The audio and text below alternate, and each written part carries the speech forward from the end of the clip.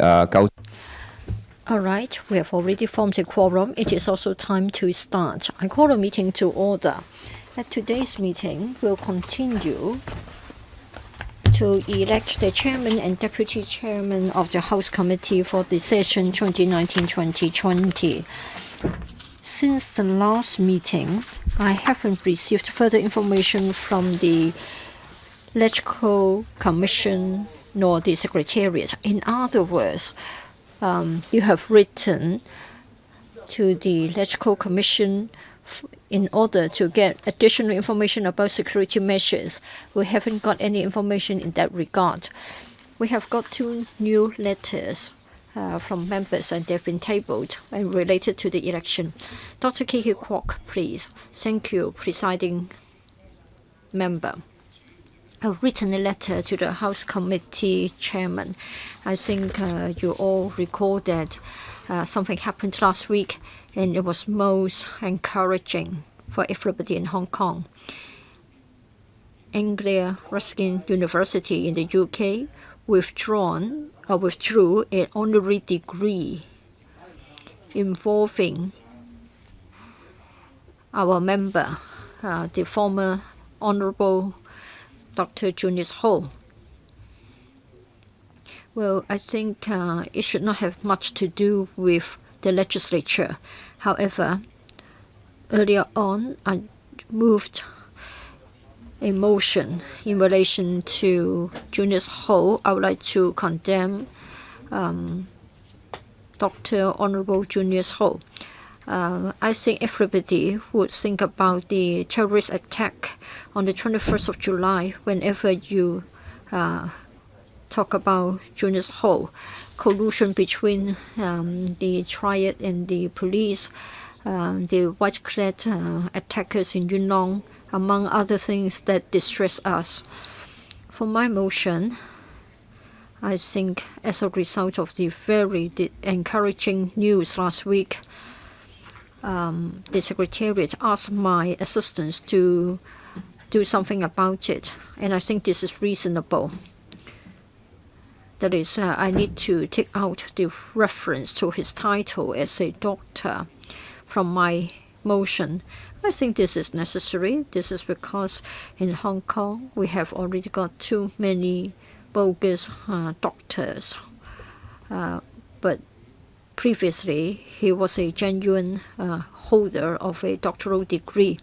We mustn't allow anybody to cheat us by holding on to a bogus one, of course. Well, I think I've set out in my letter a number of related questions. If we have got a similar case to the former Dr. Honorable Junius Ho, it means that we need to make changes to our documents, the website, as well as the name cards, letterheads of the Office of the Electoral, and everything would cost money.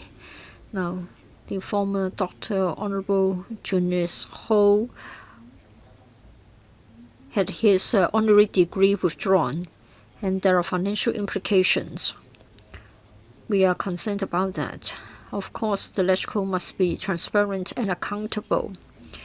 Therefore, my question is, when the Secretariat deals with the issue concerning the former Dr. Honorable Junius Ho, will there be a financial implication? And what about his own stationery? He would always tell everybody that he was Dr. Honorable Junius Ho. If there is a financial implication, and if it involves getting money for members' expenditure, then I want to know about the details. And I think all candidates should tell us what they would do and how they would handle the matter. And then regarding the qualifications and titles of members, I think Ms. Lee gave me a reply, and I think it was well written. It is said that the information was provided via the administrative support system, and it is an honor system. What can we do if people don't adhere to the principles? I would say that the majority of the members are honest and they exercise self-discipline. But what about those who abuse the system? We know that the House Committee Chairman will become an ex officio member of the Electoral Commission, indeed the Deputy Chairman of the Electoral Commission. And the Commission is responsible for the use of resources of our Secretariat. Against such a background, for this case and in future, if a member is to be found to have a bogus degree and is a bogus doctor, etc., how much money will be involved in rectifying the record? And does it mean that the public money should be spent on rendering support to such people? I think for the remarks as well as the conduct of some of our members, they have caused a lot of disappointment in the minds of the public. And then for July 21st, when there was the attack, people would always associate Junius Ho with it. And people would then think about the unpleasant things like the riot and police collusion, etc. And then, of course, he made a remark like killing mercilessly, and that was quite infamous. Therefore, when we hold the election of the chairman and deputy chairman, I suggest that for issues like this, for cases which have already happened and for future cases, I would like to know what the nominees think. And then I've asked the Secretary General to attend our meeting so as to attend the meeting in association with this very encouraging piece of news that is former Dr. Honorable Junius Ho had his degree stripped. I would like to know to what extent we need to make changes to our papers, time needed, money to be spent, and manpower needed. And then what about our website? I think our website is being supported by our INT section. And how much time will be needed to amend the web page? I want to know about the manpower needed, and what about the expenses involved? Are we going to pay up the bill, or would it be up to individual members who have their degrees or titles stripped to bear part of the cost? I think this has to be considered. And then for our academic qualifications, it is something that the public are concerned about. Now, I want to know about the operation of the Secretariat. Has anybody done any verification work concerning our qualifications and titles? Say, for example, someone claims that he or she has got a degree from the Greenwich University. I don't think I've heard of such a university. So for bogus degrees and bogus doctors, I don't want to have anything like that. I suppose the Secretary General could have attended our meeting and explained the mechanism to us, and then make sure to us that the academic qualifications declared are genuine. The SG is still bound to give us an explanation, but I don't see him present. So please tell me whether he is again invisible because he's disappeared. And then what about our name cards? If someone is making a false claim in relation to his or her qualifications and titles, what can we do?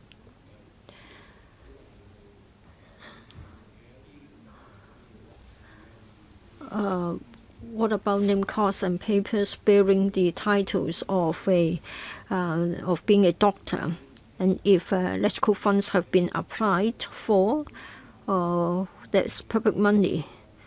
Should we keep some of them for the purpose of exhibition so that we can have it included in our archives, and then we can set an example of the member that somebody has used a bogus qualification or title. Many of visitors are students, so that the visitors would know that as a human being, as a practitioner, he or she should watch his words and his conduct. I think it will set an example. In other words, if we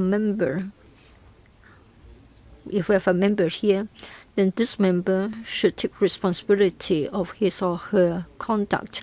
If the conduct is to be censured, or if he's being disowned by his alma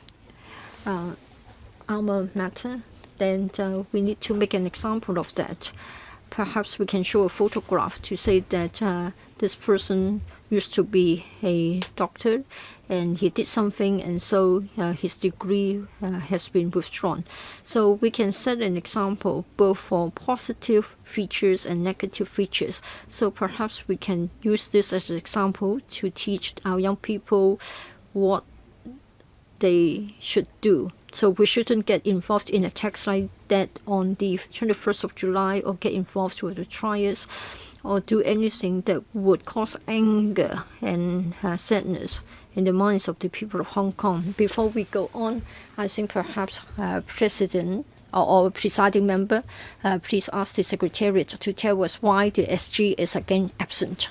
I note that the chairperson, Ms. Starili, has referred the matter to LegCo Secretariat. It has to do with a policy area under the LegCo Commission. So you would like LegCo Commission to tell us whether there's any policy paper. Is that what you are asking for? Yes. And since the Secretary General is in charge of implementing LegCo Commission's decision, so I await his attendance in earnestly.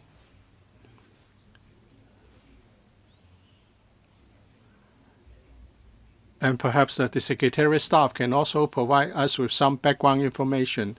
And also the candidate for the post of chairperson should also explain to us what information will be available. And also in the future, what will be done to deal with such an incident which has caused so much unhappiness and at some time very encouraging. All right, we have received a reply letter. Other members may wish to raise similar issues after the meeting later. Mr. Kenneth Leung has also written a letter to LegCo. Maybe I can say something about the previous case first, because it's rather general. Mr. Kiki Kwok said that the public are very concerned about LegCo members' qualifications and titles. And in the reply letter of Ms. Starili, it said it's a self-regulated honor system. LegCo Secretariat is not authorized to verify the information provided by members. That's of course correct. It's a self-honor system. Dr. Kwok, that's why there's a loophole here.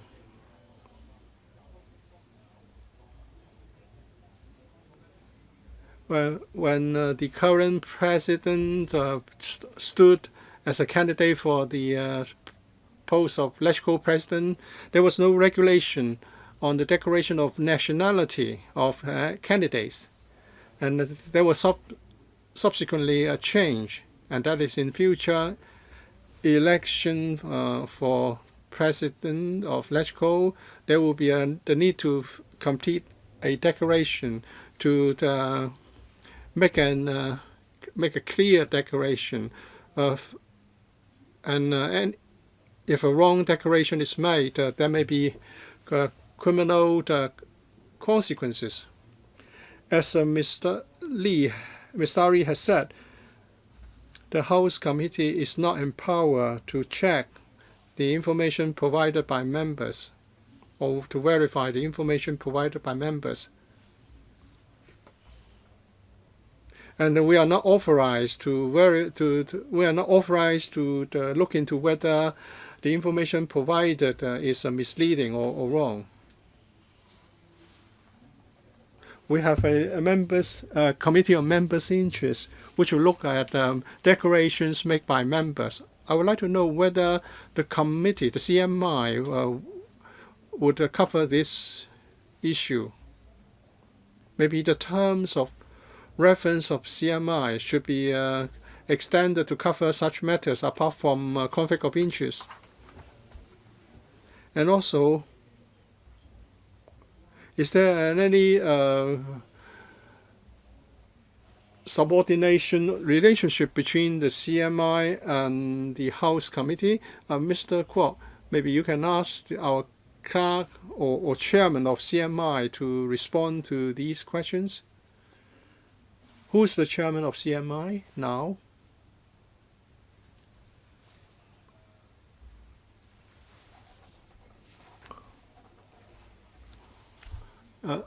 I don't know what this has to do with our election today.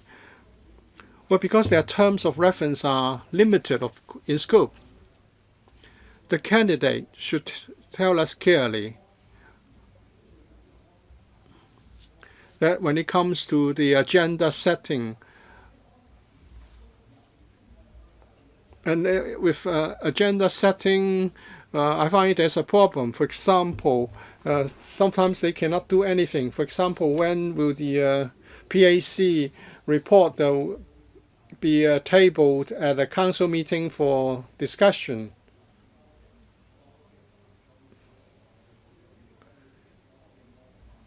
Because we do enjoy other statutory powers, they should not stand in the way of our tabling of the report. So, apart from setting the orders of debates to ordinary people, to LegCo members, the chairperson of the House Committee should enjoy a status more than just agenda setting. So, are we going to see the extension of the functions of the House Committee chairmen, so that the House Committee chairman will be empowered to do more? Dr. Priscilla Leung, presiding chairman, is it that we don't have any time limit to discuss this issue? If we cannot know for sure the time needed to elect a chairman and deputy chairman, would it not mean that we will never know when the motion of thanks will be debated? Because traditionally it would be the chairman or deputy chairman of House Committee who moved the motion of thanks. And now it seems to allow unlimited scope in our discussion, and there seems to be no limitation in time. Is that what we are facing now? Well, I've been asking members to be brief and to the point. As for these letters, I hope I would allow members to make their comments. As regards the election, we have many candidates, and many members have suggested that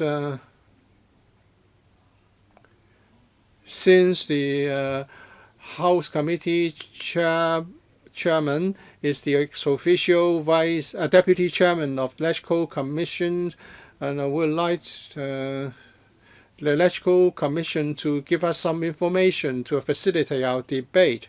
But so far, unfortunately, the electrical member, regrettably, has not provided the information for our debate. We have questions on security arrangements and other issues which are not really addressed. And I agree with you, Dr. Leung, that we should manage time properly. Perhaps you can ask members to keep the speaking time to 2 minutes or 3 minutes. And I have never participated in meetings, in a meeting that the speaking time is just is simply unlimited. Well, I really don't want to impose a 2-minute speaking time limit. It's not conducive to the smooth conduct of the meeting, because in the past, certain chairmen limited the speaking time to half a minute or 1 minute, and it was counterproductive. I hope members here would be will be regulating themselves properly.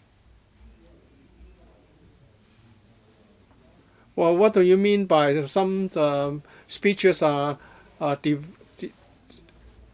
not having a lot of contents? What do you mean? Who are you talking about? Well, we are here to elect the chairman of the House Committee. That's why you should raise questions. I just don't know what stage we are in. As for the contents of the discussion, well, some of these should be regarded as the platform of the candidates in this election. I think the chairman has really responded to my question. And I understand why now. Some members ask for certain information which has not been provided, and that's why you're allowed to speak on those issues. You want some information from Electoral Commission. The Commission has failed to provide it. We'd like to have a high-quality discussion here. And if you want to ask the chairman of the House Committee to behave in a certain manner in the Electoral Commission, well, it seems that we are going round and round, and we do not have any focus in our discussion and question. Well, you think that they are talking about what they are talking about lack substance, and they think the same about you. So instead of wasting time of criticizing each other, why don't we spend time on proceeding to the election? Well, you haven't responded to this question. If we fail to elect a chairman of the House Committee, is it that we won't have a chance to hold a debate on the motion of thanks? Clark, is that the case? Dr. Priscilla Leung is very keen to see that we can have the motion of thanks discussion. We have issued a notice that the original date we have for the motion of thanks has to be changed because the chairman of the House Committee has yet to be elected. It means that we have to wait until the chairman of the House Committee is duly elected. And then we'll have to issue a notice because the chairman will be the first one to speak on the motion of thanks. Yes, we should bear this public interest in mind because many people would like to air their grievances through the debate, and members of different political persuasion and opinion can talk about the economic and other aspects in Hong Kong. We should at least strive to have a motion of thanks debate within this year. Otherwise, it would be rather out of date after that. Well, some members would like to have the motion of thanks debate very quickly. Some are not very enthusiastic about this. I have no power to adjudicate which will should be adopted. Whether we can conduct the election justly and fairly would depend on whether the election forum can be conducted in a fair manner.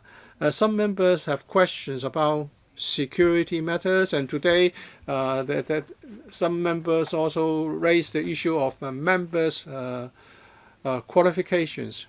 We need to tackle this, and we need to involve the Electoral Commission, because the chairman and deputy chairman of the House Committee would be ex officio member of the Electoral Commission, and they would like the candidates to explain themselves in the forum. I think this is directly related to the election, but regrettably, we have issued so many letters to Electoral Commission, and Ms. Starry Lee has been very diligent in forwarding the letters to the Secretary General and the Electoral Commission, but so far we haven't received any substantive reply. And therefore, we cannot make a start of the election forum. But of course, we have yet to vote on the 3 different voting options. Option A, Option B, and Option C. And they've been revised and they have been tabled for your reference. If you've got any comments, you can tell me. I hope I have addressed your point of order. Have I, Dr. Priscilla Leung? Well, there's only one point. I haven't been a member of the Electoral Commission, so I don't understand that part. But then, according to the replies given, if we get stuck here, in other words, as long as we are not able to elect a chairman for the House Committee, then we can't speak on behalf of the people by participating in the debate on the vote of thanks. Do we have another occasion? Shall we have as much time as a vote of thanks debate to air our views? So I just wonder if we can resort to another approach to put pressure on the Electoral Commission. Perhaps you can think of a way out of it. Now, I'm still waiting, and it seems that everybody is still repeating himself. I would say this may be regarded as a waste of time. Yes, repetition means waste of time. Dr. Leung, a member did raise certain new issues, and they have to be addressed. And I don't think it is really a matter of repetition. But still, we need to be succinct in explaining our points. Therefore, I take your advice, and I will urge members to be as succinct as possible. Next, Ms. Chen. Point of order. Please be brief. Dr. Priscilla Leung, were you referring to me when you said that somebody's speech was lacking in content? Just now, it seems that people were beating the bush. So maybe, well, let me be more focused, Mr. Chairman. Dr. Kwok talked about members' academic qualifications. I'll hasten to add professional qualifications as well. But then the LC Commission as well as the House Committee cannot deal with such matters. So my word for the nominees, if you would like to run for the post of the House Committee Chairman, make sure that you include this item in your election platform.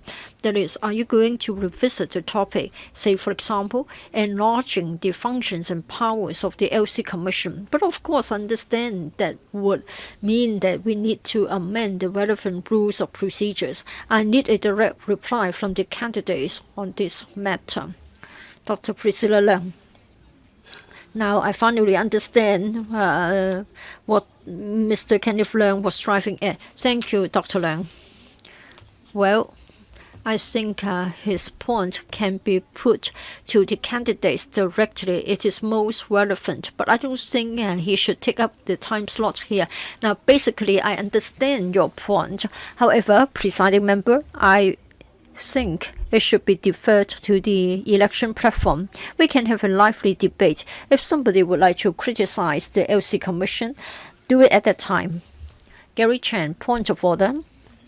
Presiding Chairman, my point of order is that I've been most law-abiding. I pressed the button to speak, but then the two of them were having a dialogue, so it seems that I'm losing out.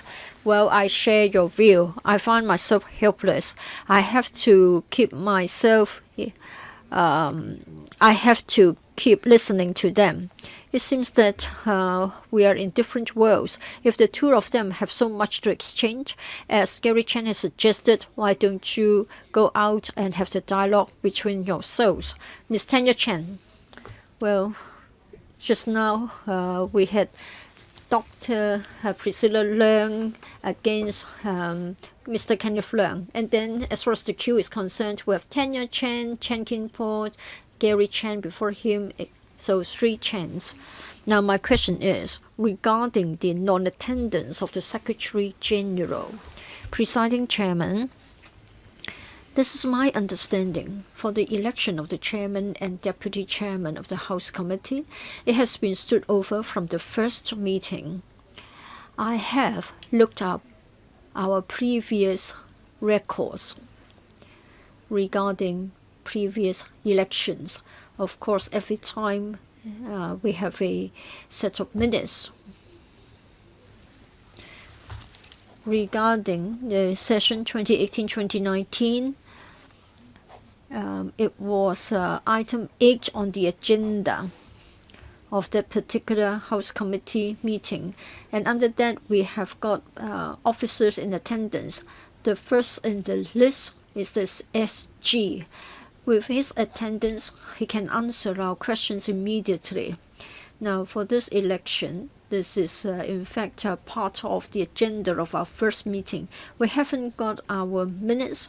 In other words, I have to look up the counterpart of the previous year so as to check whether the SG was present at that time. We've been extending our invitation many times. We can only work through the clerk, and then we ask the clerk to tell us the answer from the SG, and then the SG informs the former chairman that is one of the candidates, and then we get a letter, and then the SG may give a reply directly. Say, for example, for Kenneth Leung's question, Kenneth Chen gave a reply in relation to the request to ask him to attend the November 1st meeting. Now, my question is, why is it that the SG has not been attending our meetings for the purpose of election of chairman? This is because it was something that used to have the attendance of the SG and other staff members, and we have a number of follow-up questions for him. Maybe this has been discussed and I've forgotten about it, or is it that regarding the non-attendance of the SG has already got a special permission? I'll defer to the clerk about the non-attendance of the SG. Well, as Ms. Tanya Chen has said, for our regular meetings, the SG and relevant officers will attend. But then for a special meeting of the HC, generally speaking, other staff members, with the exception of people like myself and some support staff, the others don't attend special meetings of the HC.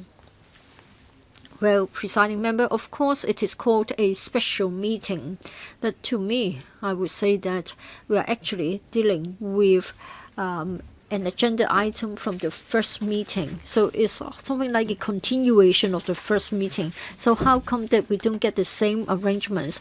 Does it mean that for all special meetings we don't get any administrative support?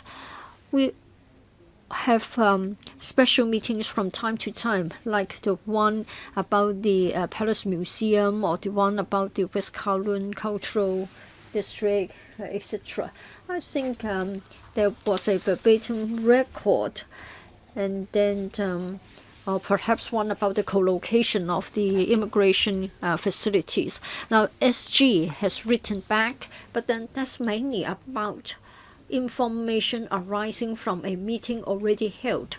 On page 1, second last paragraph, it is said that he has already consulted the views of the chairman of the Electoral Commission. In the absence of a new decision, I have to follow the decision made by the LC Commission. In other words, in the absence of a new commission, new term of the commission, it means the previous one. That's about the security measures. Now, we are having this agenda item. I wondered if the SG will attend so that in due course he can answer whatever questions that we have for him. I think the SG must have attended all the LC Commission, and then there have been some decisions made. Usually the president made an announcement, and sometimes in appropriate cases the LC Commission would send a paper to inform members. Now, to me, we are having a continuation of the previous meeting. You may very well call it a special meeting, but why is it that he is not attending? I'm not being specific about individual items, but I just wonder, isn't it the case that he has the duty to attend our meetings? I can't answer your question.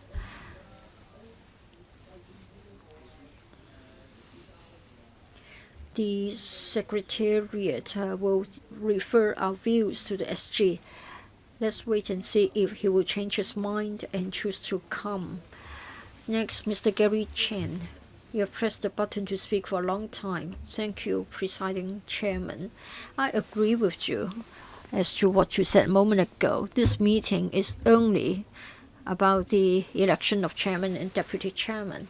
So I don't think it is right for us to talk about security arrangements or the item raised by Dr. K.K. Kwok in relation to declarations made by members. We do have an existing mechanism to deal with both matters.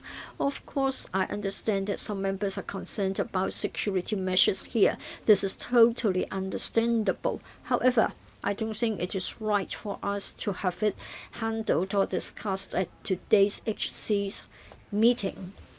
Well, I don't think anybody would like to disclose the security measures and have a public discussion of the security measures, because in that case things would no longer be secure, although there may be some loopholes in the system. And then for the LC Commission, it's got a mechanism to deal with security measures. And I think each member has got a paper in black and white as to how it works. If members are not happy with the mechanism, then I suggest that you approach the LC Commission and ask for a discussion. You may very well say that you aren't on the commission, you cannot take part. But then I think this happened before, that is for a LC Commission to have a discussion, and if members are concerned, then we can invite such members to attend. Let me refrain from naming names. Previously, there was a case concerning a mobile phone, and we watched the video clip, and then members were invited to attend. But then it was held behind closed doors. It was necessary to do so. So if you want to discuss security measures, I think the discussion should be held behind closed doors at an LC Commission meeting. Now, when some of us are elected to sit on the commission, we can always invite concerned members to attend the LC Commission meetings in a closed door setting. As to the attendance of the SG, I don't think we need to discuss security measures here at this time. Therefore, there's no need and not appropriate for the SG to attend this meeting. I think you recall that last week the LC Commission made a decision by way of voting. That is, it was decided that the SG did not need to attend this special meeting of the HC. So I hope you will note my position or my viewpoints. Well, Mr. Gary Chen has a point in his remarks. So the information of the LC Commission is confidential.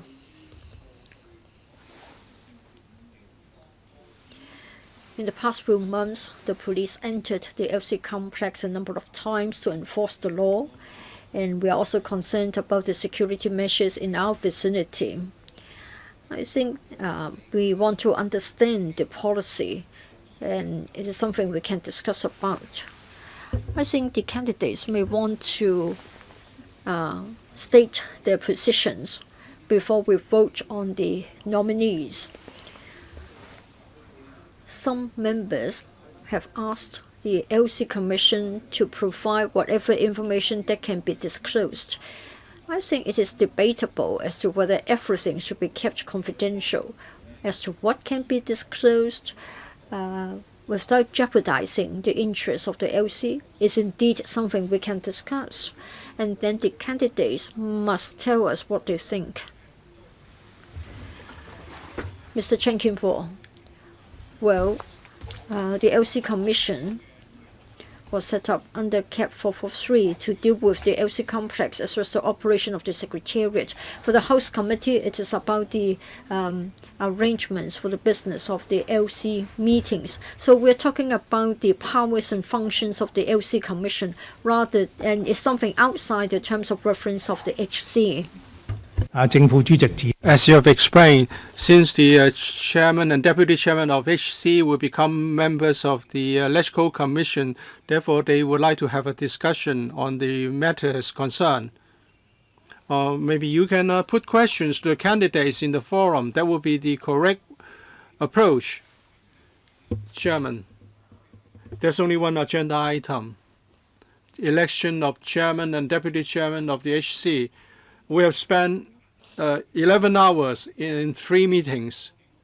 If you continue like this, it would break the world record. It would be unprecedented. So I hope you could reconsider whether you should adopt the current approach. I hope you will make reference to the JR judgment in the High Court. And that is to say, all chairmen should chair meetings in a fair and open manner. You said you would not like to impose speaking time. Well, yes, if I could, I would also allow everyone to speak their mind freely, but we don't have unlimited time. The chairman has a difficult task. It's difficult, but you have to understand that, you have to take care of the overall interests of Hong Kong and for the efficient conduct of proceedings in the meeting. I have been criticized, scolded, and condemned. Well, but I have to do what I have to do. And you make a very good point. You have so many questions about security. We don't have the Electoral Commission, so who can answer your questions? You must elect the representative of House Committee first. We should revert to the previous approach. We can elect the chairman in 1 or 2 hours. Well, because at present, the president will need to have a break of a comfort break of half an hour. I don't know whether in the future it will be 1 hour or more. Please reconsider your approach. Well, it would be very idealistic to say that there should be no limit on speaking time. On the physical conditions of the president and how frequently he would need to go to the washroom, well, it's going to be difficult to predict as one ages. We all hope that the president's physical condition will be very good so as to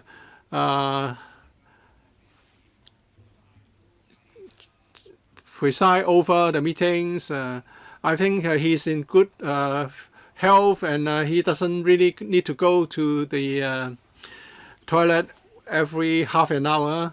I know the members would like to proceed to the election forum immediately, but some members have comments on the electoral commission's arrangements and practice, and they also request for more information from electoral commission for their reference. Because I noticed that some of the candidates have been electoral commission members, some have never been a member. So given the imbalance in the information they have, it's difficult to proceed to the forum now. As regards to the CFA case that you have referred to, I have looked into that. It said that the presiding member's power or function is to ensure the meeting is conducted efficiently and fairly and justly. I'm the person presiding over the meeting, so I have to make sure that this agenda is dealt with very fairly and efficiently. Therefore, we need to involve the electoral commission. And it's not true that we don't have an electoral commission. We still have those members. It's just that they cannot convene a meeting now. We are not asking them to have a discussion with us. We just want them to reply to letters of our members addressing the security issues and also the false declarations with regard to members' qualification and professional qualifications. Chairman, is it true that we have an electoral commission, but it's only that we don't have any meeting? Well, actually, the electoral commission can discharge its functions without the need to have all the members elected. If we just have the chairman as an individual, can he exercise the power of electoral commission?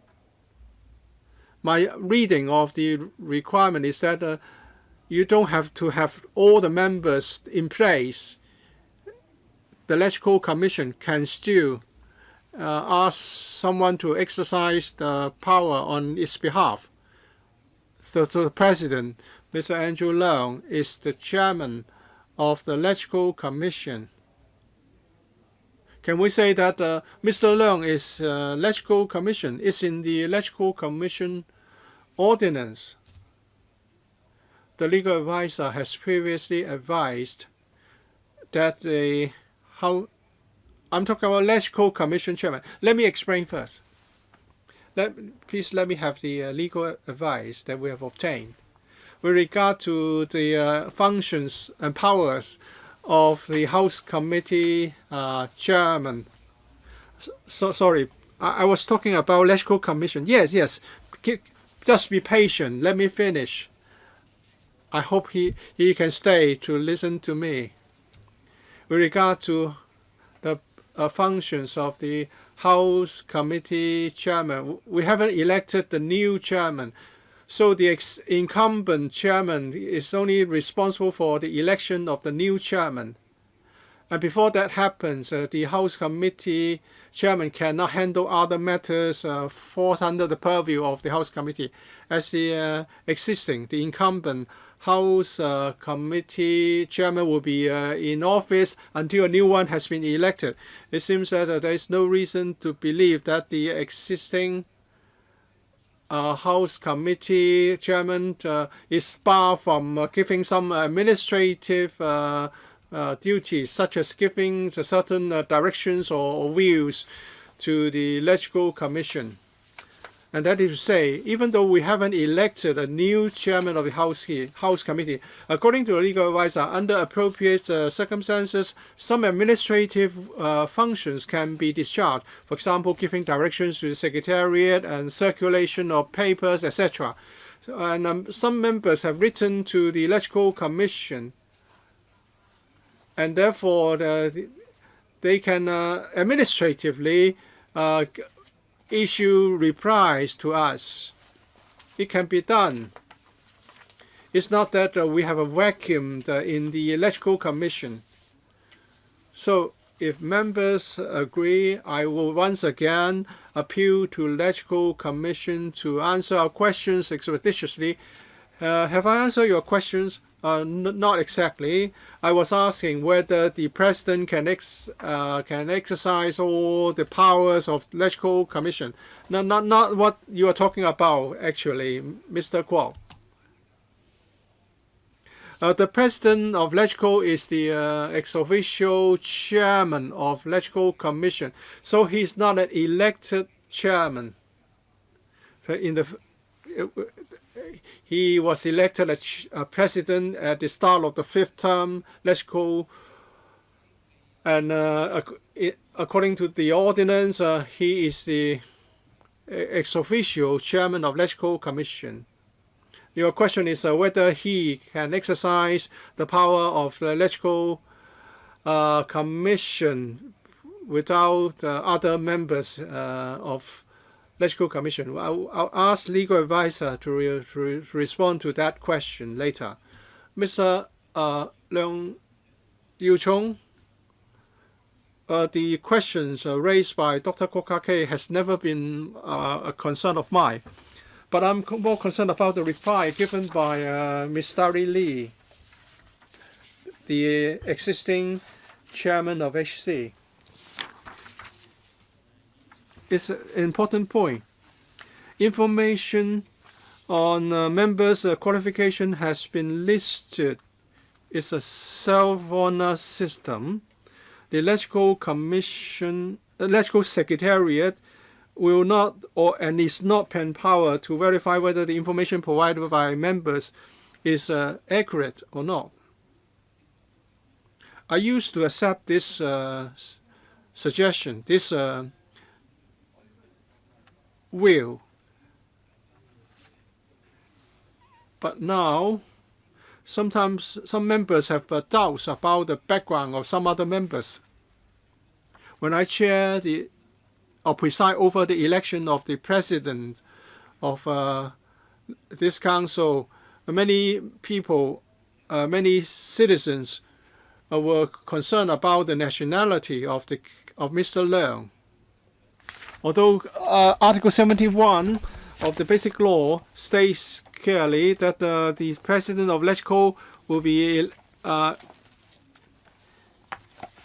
shall be elected by and from among the members of the Legislative Council. And it said that the president of the Electoral shall be a Chinese citizen of not less than 40 years of age, who is a permanent resident of the SAR with no right of abode in any foreign country. So Mr. Leung declared that he had no right of abode in another country.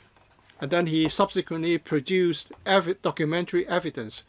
But I received some queries from people that there was no verification. How could you be so sure that the information or the declaration was correct? And it said that the matter was discussed in the Electoral Commission, and it was said that in the future maybe a declaration should be made. It would be better that a declaration is made, but a declaration is not the it's not really an authentication. We need to look at qualifications and nationality. And also Article 67 of the Basic Law states that the Electoral of Hong Kong SAR shall be composed of Chinese citizens who are permanent residents of the SAR with no right of abode in any foreign country. However, permanent residents of the region who are not of Chinese nationality or who have the right of abode in foreign countries may also be elected members of the Electoral, provided that the proportion of such members does not exceed 20% of the total membership of the council. So it's about the composition. It's important. Is there a mechanism to verify whether some members have foreign nationalities, and have we exceeded the limit of 20%? Do we have a mechanism for verification? As far as I know, there is none at present. Take me as an example. I've never been asked whether I have the right of a vote in a foreign country. Mr. Leung Yiu-chung, your points are a little bit different from the point made by Dr. Kwok Ka-Kay. Dr. Ka-Kay was saying that the LegCo Commission was responsible for the information listed in LegCo's website. So someone had a honorary doctoral degrees and it was withdrawn. And if that member did not amend the contents, and he would be misleading people that he had a doctoral degree, and that's his question. He would like to raise this in the election forum. As for the qualification requirements in the Basic Law, it's a different matter. Am I right in my understanding, Dr. Kwok? Well, you are spot on, Chairman. If someone listed wrong information, for example, the doctoral degree is a bogus one, or the degree has been withdrawn. What is important is that we need to exercise oversight over the use of public money. Now, a member may incur certain expenses. Of course, in most cases, it may not incur a lot of money, but then the LC Commission has the duty to look at that. I think Mr. Leung Yiu-chung has a very valid point, and it has to be dealt with. Mr. Leung Yiu-chung was under much pressure in relation to this matter. That is, what is the role of the Secretariat in checking the qualifications and nationality of our members? Well, we know that among this term of members, we have got a lot of confusion in relation to their declarations, like wrong declaration about nationality and bogus academic qualifications. I don't think we should allow robots to take up our seats just to support the government. So I think Mr. Leung has a very valid point.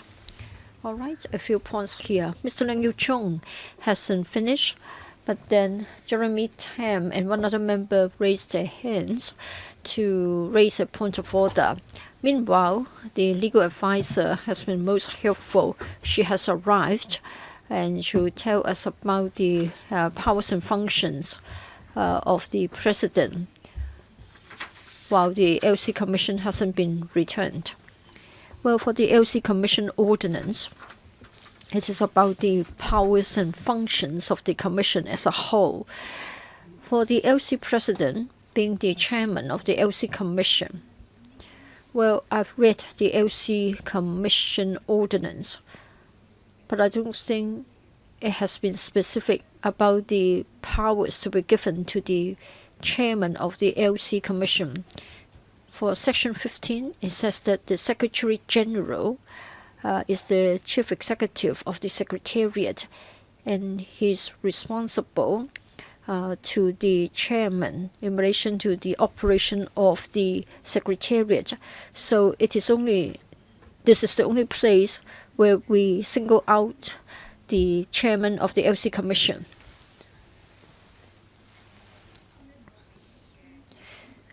Now, we haven't got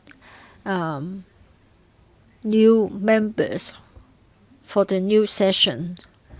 Therefore, there's a vacuum, so to speak, in terms of the membership of the LC Commission.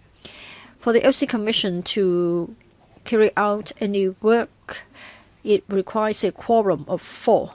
But for the time being, we haven't been able to form a quorum for the LC Commission to deal with anything. Are you saying that the existing membership is such that the members are no longer members?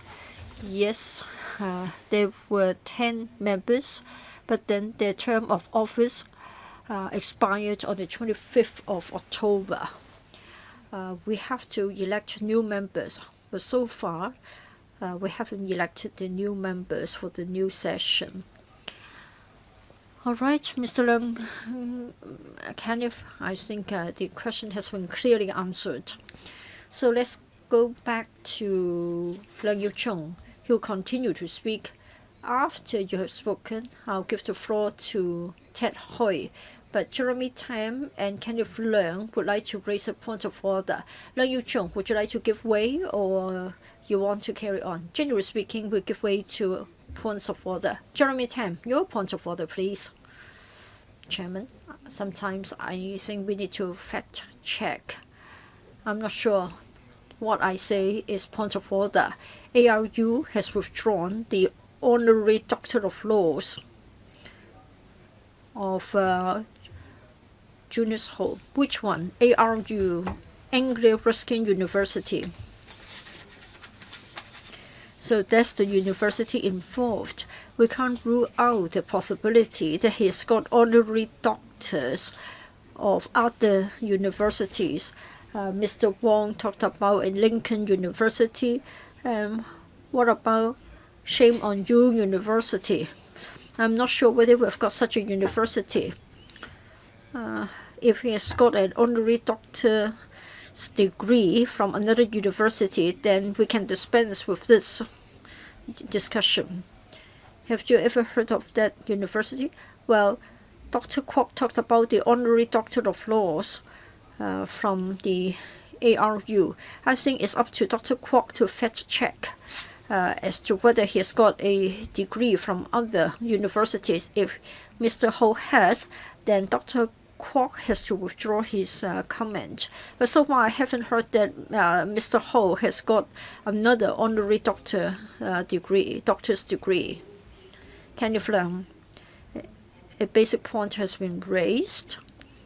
Of course, Mr. Leung Yiu-chung was talking about the nationality of the LC president, but then the chairman of the HC may deputize for the LC president. I have to declare interest. For my FC, I can have right of abode in a foreign country, but does it mean that I will be prevented from running for the post? Because the HC chair can deputize for the president. Have we carried out any research on this matter? Strictly speaking, it isn't a point of order. Next, sorry, Mr. Ho, Honorable Mr. Ho, I haven't seen your hand. It doesn't matter. You don't see. Points of order. But then you're talking about the election of chairman and deputy chairman. If you think that somebody has a problem with his ethics, then of course we have to let the public know whether this member is a fit and proper person for such a post. What about people having a criminal record, like Ted Hui, Siu Ka-chun, Chen Chung-tai, Tanya Chen? Should they be disqualified, or should they make a fresh declaration? And then, presiding member, I think you have been taken to court. You have been made the subject matter of a criminal complaint, right? Sorry, who took me to court? Maybe you don't know, but you will know about it later on. Now, if you want to look at the integrity of the candidates or the eligibility of the candidates, then you need to be fair and have everything tabled here. Now, whether a degree has been withdrawn or not, well, there are 2 points here. First, maybe somebody would regard it as a matter of integrity. For others, it may be regarded as something political in nature. We need to be comprehensive. I welcome having this matter being looked at thoroughly. Or maybe you don't know how to pronounce it. It's called Anglia Ruskin University. For the universities in Hong Kong, Hong Kong U has dropped from the 20th to 171st. I just want to say that if you don't progress, you're left behind.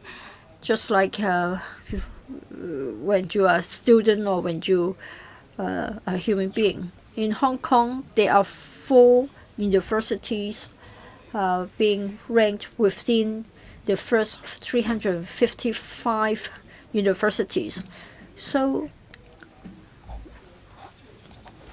East Anglia may one day rank earlier than your university. East Anglia and Anglia Ruskin are 2 different universities.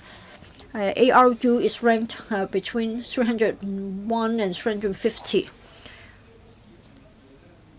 And then for this Anglia Ruskin, if you don't know about this university, it's fine.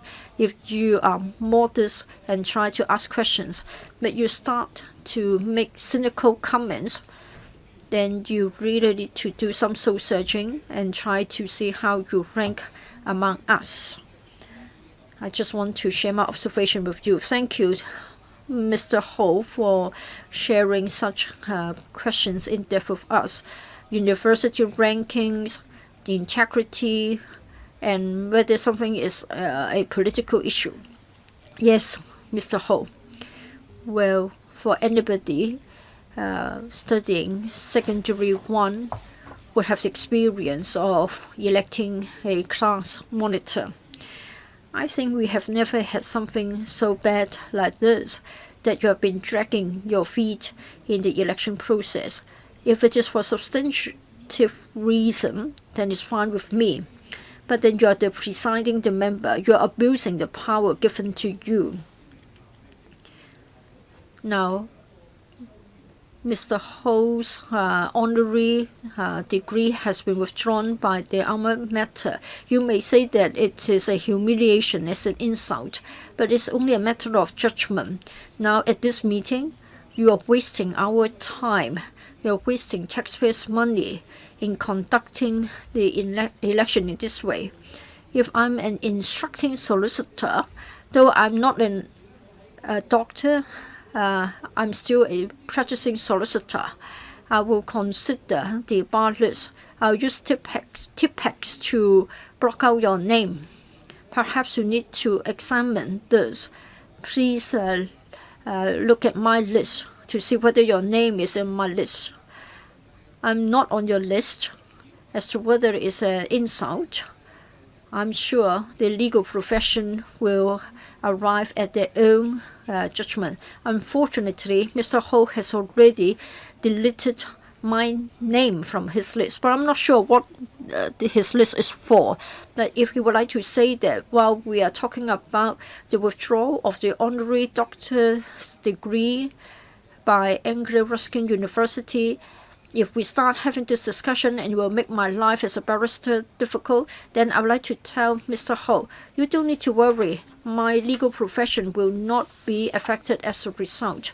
Well, in fact, I am not sure about the point of order that Mr. Ho was raising. If anybody understands him, then please try to help me to comprehend. Dr. K.K. Kwok, I'm not sure why people are so thick-skinned. I think there is a problem of comprehension. He's not present, so I better save my breath because it's a waste of time. Kenneth Leung, be brief. I will be brief, 20 seconds. It has been said that Hong Kong UCU and the Hong Kong UST have fallen outside the first 300 universities. But then it's a chart developed in the Middle East a long time ago. If you read the Times Education Supplement, there are 3 universities in Hong Kong still ranked within the first 50, Hong Kong U, CU, and Hong Kong UST.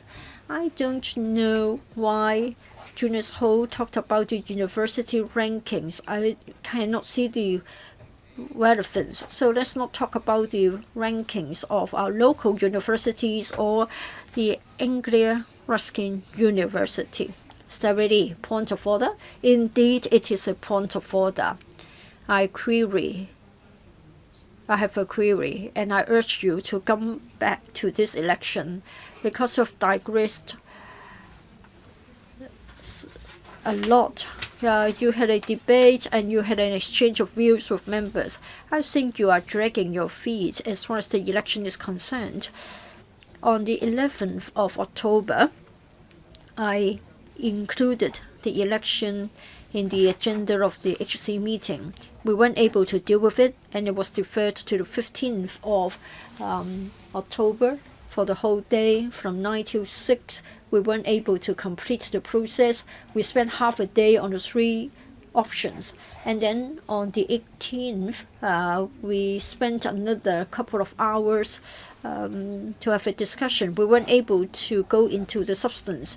And then last week, 1.5 hours, some members wrote in saying that they were concerned about the security measures, among other issues. So we weren't even able to choose which option to take up for the election platform. We haven't started the election, of course. Now it is 5:45, just another 15 minutes to go. I would like to queue up to speak, but then I find it most outrageous, too outrageous. So not point of order. Another hour and a half, owing to one reason or other, have been spent on something else without going into the electoral process and the debate. You allowed others to talk about points other than points of order. Now you said you would not impose a time limit. Then I think you shouldn't restrict me and let me finish. It's not a question about who is going to stand for the election. Without an HC chairman, well, it seems that we are just having a general discussion every Friday. We cannot proceed to other agenda items. You remember we went to see Mr. Matthew Cheung together. The Chief Secretary for Administration promised us that he would like to brief us on the current social environment, and he would answer questions. But that would have to be deferred because we haven't completed the election. And then for the council meeting, so many members want to speak on so many things. And since we don't have a House committee chairman, the president had to chair the meeting alone, and we cannot deal with the Bills Committee business. And the motion of thanks has to be postponed. So I think you are responsible for this. As the presiding member, you should set a time limit on the discussion, and then we should proceed to the debate and the election. This is not a general discussion forum. We should not do this without a time limit. Well, I don't think we are here just to have chit-chats, because there are people, there are members who are raising points of order. I hope, having heard the views of Ms. Starry Lee, let's have a speaking time limit of 5 minutes for each member. Further point of order, Ms. Guodiamo and then Mr. Au Lok Hin. Yes, I have a point of order to raise. I hope Ms. Starry Lee can clarify a point. The terms she used, so chit-chat, a meeting for chit-chat. No, that's offensive. And also out of nowhere or without due cause. Well, actually, I had wanted to respond to the letter of Dr. K. Kwok. I wanted to say about my appreciation of the Secretariat's response. And the Secretariat approached me to ask the wording of my motion to censure Dr. Junius Ho, and they asked me whether I should still use the title doctor now that the degree have been withdrawn. Do you have to clarify anything that this is a chit chat? Well, we are expressing opinion without proceeding to the election procedure. That's why I asked you to do something after 5 days and altogether 15 hours of meeting time. We should proceed to the discussion on the arrangement for the debate. Yes, that's very clearly understood. Now we have 2 points of order that we haven't addressed. One from Dr. K.K. Kwok, the other one from Mr. Junius Ho. He said some members have a criminal record, some are being sued, and I forget the third one. The third issue. Can we therefore question the qualification of candidates? I need to consider this, but I don't have time now. Mr. Ted Hui, before I speak on the matter that I would like to raise. Mr. Au Lok Hin, point of order? Yes. Originally, I would like to raise a point of order after Ms. Claudia Mo. Ms. Lee said we spent days and a lot of time on the discussion, and it's a meeting for chit-chat. But the world keeps changing. We have new issues coming up. Last month, I asked for help from DAB, and I asked them to help me getting justice. Now we have no electoral commission meeting, and before that happens, can we deal with some of the issues that I face? And I wanted to see the SG, but to no avail. I don't know how much longer I would be a member in this council. I have never seen or met Mr. Kenneth Leung one-to-one. I seldom have the chance to see him. I don't really think this is a point of order. It doesn't matter. It's just my opinion. Last week, I sought help from Ms. Starry Lee and Mr. Holden Chow. So how can I go along and proceed without resolving the issues?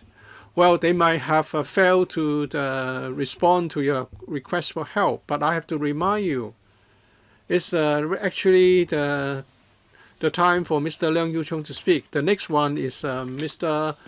Ted Hui. I think we have to hand over the forum, the venue to the next meeting very soon. So I have to deal with those issues after this meeting. There's still 5 minutes. I think what you're saying is not very fair. There used to be no speaking time. I prepare a lot of material. I would like to suggest that you stick to the old rule for the first round of speech. Okay, that's okay. Mr. Leung Yiu-chung. What I'm going to say is very, very much related to the election of chairman. Well, because the work of the HC is very closely related to the Secretariat and the Electoral Commission. The second question raised by Dr. K.K. Kwok is very important. That is point number 2. As qualification of members is a matter of public concern, the present declaration mechanism adopted by is adopted by the Electoral Commission. But how can you verify the truthfulness of the declared qualification? In the past, we knew that the people were very concerned about nationality. But what about verifying nationality, and also whether a candidate has the right of a vote elsewhere. These are important. And the Electoral Commission should come up with a mechanism for this. Last time I asked the Secretariat how the nationality of Mr. Andrew Leung could be verified, and I was told there was no mechanism for that. So we can just take it from the member who make the declaration. Is the information adduced accurate or not, true or false? We don't know. When we elect an HC chairman, that chairman could be presiding over council meetings to stand in for the president. So we need to pay attention to the nationality of these candidates, of the HC chairman. The Secretariat and the Electoral Commission should give a clear account on what should be done about this before we proceed to the election. Next, we have Mr. Ted Hui. It's a question about the election procedure. Is it that the integrity or the conduct of members subject to declaration in the election? I know that Mr. Junius Ho is an important a core member of the pro-establishment camp. I hope after today's meeting, Chairman, you can, together with the Secretariat, to find out whether there should be a declaration mechanism for the chairman election, and then can we have also, are we going to discuss other relevant matters on conduct, such as the collusion of Mr. Houghton Chow with the C.Y. Leung, who was the person we were supposed to investigate, and also on this election that we are talking about. I want to raise some relevant matters. Some royalists, some pro-establishment members said that to discuss security matters or the website on the declaration of members' qualification might not be appropriate now at this point in time. I would say this is only appropriate. It's the opportune time. In the past years, although we faced a lot of injustice, the past FC chairperson, Ms. Starry Lee, would just ignore queries of pan-democratic members. Now we face police brutality.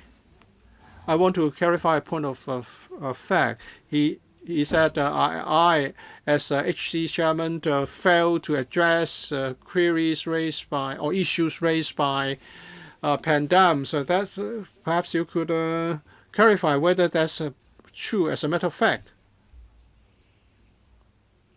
Well, perhaps you can count the number of occasions where we had to stand in front of your bench in order to have things sorted out.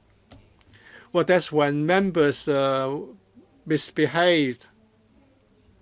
I chair the meetings in accordance with the rules of procedure. Please don't all speak at the same time. Please don't yell in your seat, Mr. Charles Moore. Switch on the mic of Mr. Moore. Well, they are candidates. How come they can argue here to each other? That's why I told them not to. Well, you have to be more powerful in making the ruling. Ms. Starry Lee, you want Mr. Ted Hui to clarify about his point that you had never properly addressed the questions raised and issues raised by Pandams in the House Committee. I think that's been clarified. Okay, please continue. On many occasions during our Friday meetings, we asked the Secretary General to come to answer questions, and Mr. Lee didn't allow that. We have to make sure that the chairman that we are going to elect will allow us to raise these major internal issues on security or website or titles used by our members in the House Committee meeting. If the future chairman behave like Mr. Lee, the committee will not be effective. Therefore, I think in my second round, for my second round of speaking, perhaps you should consider imposing a speaking time limit. 可以繼續啊，主席啊。你仲有1分鐘啫。 We've only got 1 minute left. All right, let me finish. Just now, the pro-establishment camp member, that is Dr. Priscilla Leung, said that without the election of the chairman of the House Committee, we could not proceed to the motion of thanks. No one would like to thank her. I think it's only the pro-establishment camp that would like to thank Carrie Lam. On the other hand, we've got many motions waiting to be debated on, like establishment of a committee of inquiry, censuring the CE, investigating into Junius Ho, looking into the moonlighting of the SJ, etc., etc. All such motions have been held up by the filibustering on the part of the pro-establishment camp members in relation to government bills. Therefore, I think you need to adopt the same yardstick. If you think that we are prolonging the process, you need to ask yourself, that is, you have also been dragging your feet at the electrical meetings. If I may suggest a solution, time is up. So I will be the next to speak at the next meeting. We have to hand over the venue. Mr. Lee, what is your point? I must clarify because he referred to me. He said that I didn't let Kenneth Chan address members' questions. That's not true.